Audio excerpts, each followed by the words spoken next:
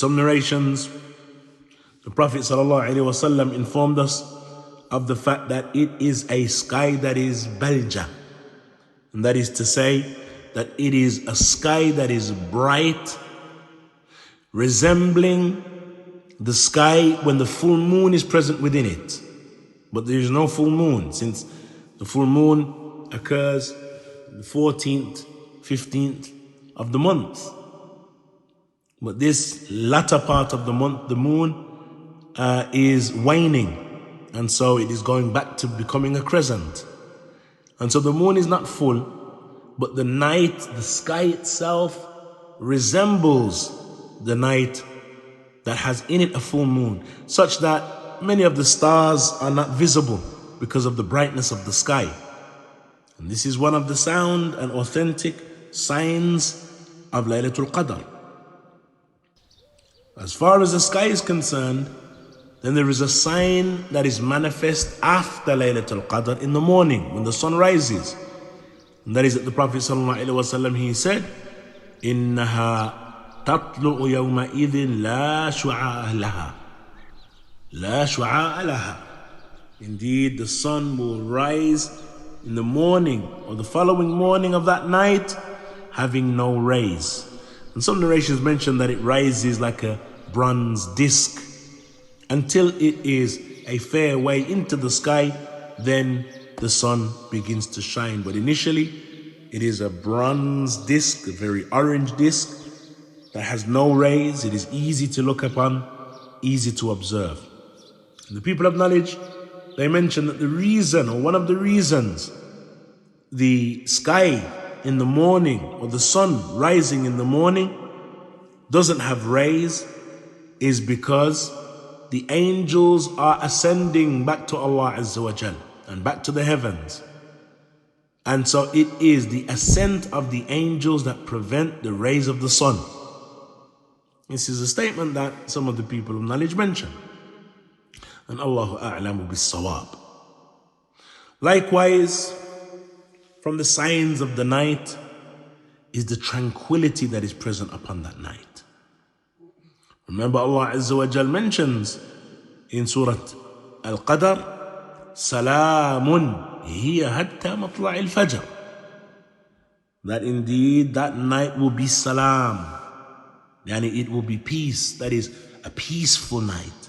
A night that is filled with tranquility.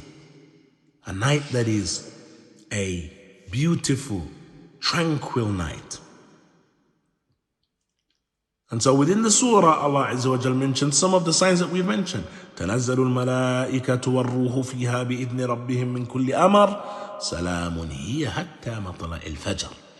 That indeed the malaika, they come down. And ar-ruh is a reference to Jibreel. And so, أيها الإخوة, on Laylatul Qadr, one of the tremendous affairs, though we do not observe it, is that Jibreel is on earth. Jibreel alayhi salatu wa-sallam is on earth on Laylatul Qadr.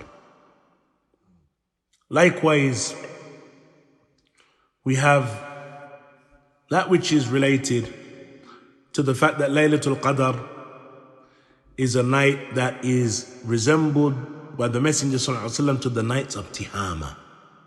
The night of Tihama are those nights that are not very cold and not very warm, not very hot. Yani it is a nice, mu'tadil, yani medium climate. Not very hot, not cold, a nice, yani medium temperature, nice temperature that adds to the tranquility of Laylatul Qadr.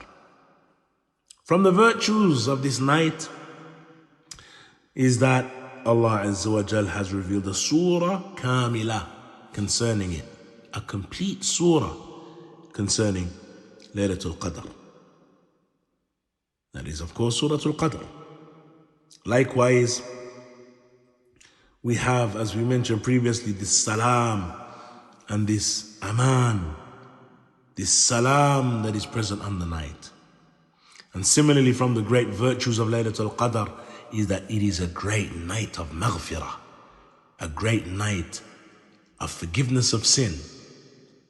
For indeed, the Prophet sallallahu alayhi wa sallam, he said, "Man qama Laylatul Qadr imanan wa ihtisaba ghufira lahu ma taqaddama min dhanbi." That whomsoever stands Laylatul Qadr, having iman in it and seeking the reward for it from Allah Azza wa Jal, ghufira lahu ma taqaddama min dhanbi, then his previous sins will be forgiven. Layla azima jiddan. One of the reasons and the wisdoms that Allah Azza wa Jal has concealed the night, even though the Prophet ﷺ was shown it on one occasion, one of the reasons it was that Allah Azza wa Jal concealed the night was so that the worshippers would strive to catch it. They will strive in ibadah, strive in worship, try their utmost to make sure that they are carrying out acts of worship upon that night, since it is a night that is not to be missed. Khayrun min alfi shahr, better than 1,000 months. And 1,000 months, ikhwan, is equivalent to 83 years and approximately 3 or 4 months of ibadah. 83 years. That is, it is equivalent. Anything that a person does on Laylatul Qadr, then it is equivalent to him carrying that action out over a period of 83 years non-stop. Yani fadl and virtue that is tremendous. 83 years of ibadah. And by way of this, Allah Azza wa Jal has blessed this ummah with one night to be able to catch up and to be able to compete with those who were given huge lifespans in the nations that came before us, since many of them lived longer than our ummah. But Allah Azza wa Jal has blessed this ummah with Laylatul Qadr. And so, if one believes that he has caught Laylatul Qadr, what type of thing is it possible for him to carry out and to do upon this night in order to busy himself with the best of affairs?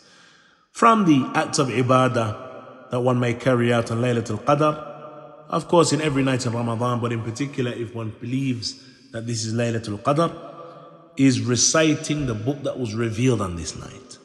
The recitation of the Quran is something, ikhwan, that is prescribed during Laylatul Qadr and upon Laylatul Qadr. For indeed the Prophet ﷺ was given the Quran, and he used to recite the Quran to Jibreel, and that was ard, upon that which is most correct.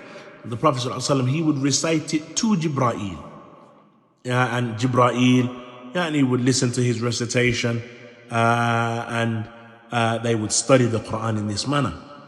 This occurred, or this would occur throughout Ramadan, but of course during Ramadan, during Laylatul Qadr, it is far, far, far superior to reciting the Quran on any other night in Ramadan. Similarly, from the things that one may carry out during and upon Laylatul Qadr is that one carries out the Qiyamul Layl, that is, standing in the night in prayer. And the best manner in which one may do so is that one prays with the Imam in the masjid. One prays with the Imam in the masjid. And the Prophet ﷺ, he mentioned that whoever قام مع الإمام حتى ينصرف كتب له قيام ليلة. Whoever stands with the Imam until he turns away, then he will have written for him that he stood the whole night.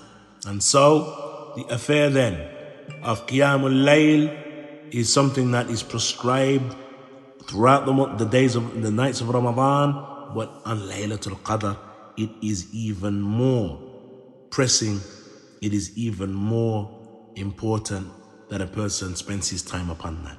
Likewise, from the acts that one may carry out on this most blessed night, the night that Allah Azza wa Jalla referred to as Laylatul Mubarakah, a blessed night, because of the fact that Allah Azza wa Jalla has sent down the arzaq and sent down the provisions on this night, since Allah Azza wa Jal decrees the provisions, and since Allah subhanahu wa ta'ala decrees the arzak and sustenance on this night, it is a night, number one, that a person asks Allah Azza wa Jal for the best of His decree, and likewise that it is a night, ayyuhal ikhwa, that we use our sustenance for good, and that is that we give sadaqah, we give in charity.